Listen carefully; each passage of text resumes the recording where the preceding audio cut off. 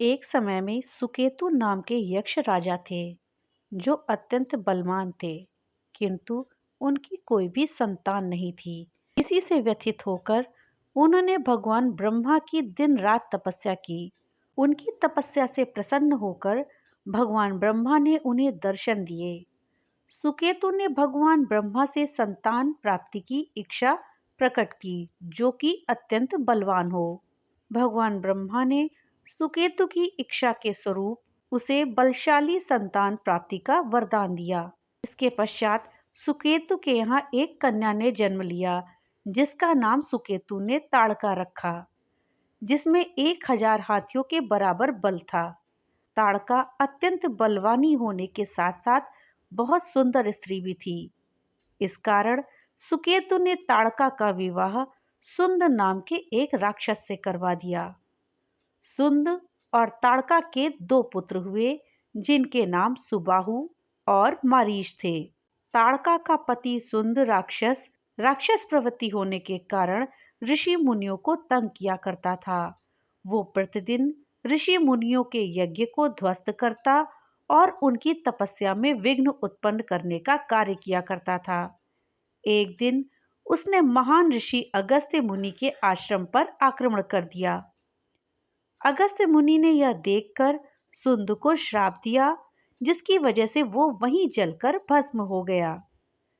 जब ताड़का को अपने पति की मृत्यु का समाचार मिला तो वो अत्यंत क्रोधित हो गई और अपने दोनों पुत्रों के साथ अगस्त्य ऋषि पर हमला करने के लिए दौड़ी।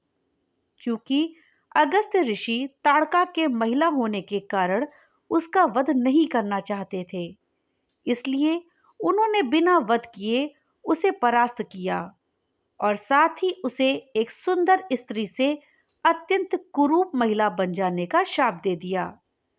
तब से ताड़का एक नरभक्षी और कुरूप स्त्री बन गई। ऋषि के शाप के कारण उसके दोनों पुत्रों की भी वही दुर्दशा हुई।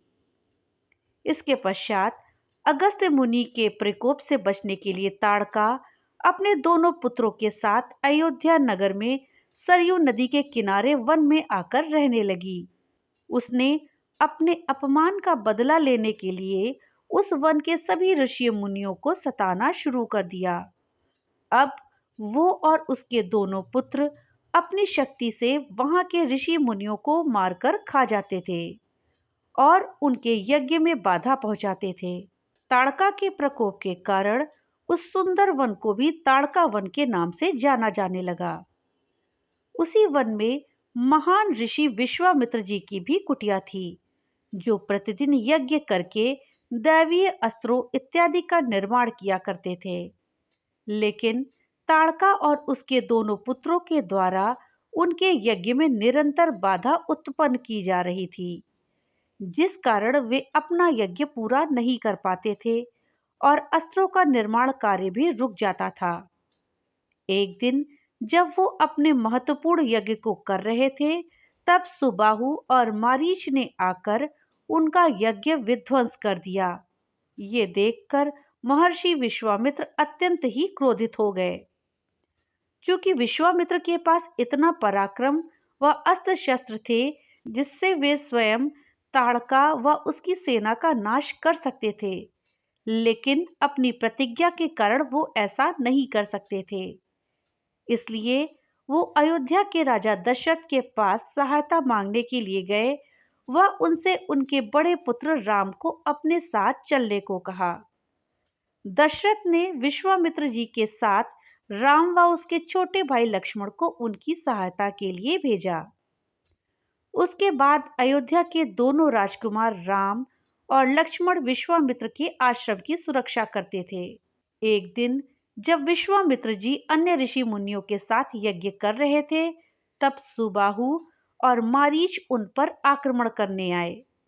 भगवान श्री राम ने अपने धनुष बाणों से सुबाहु का वध कर दिया और मारीच को घायल करके दूर दक्षिण दिशा में समुद्र के पास गिरा दिया।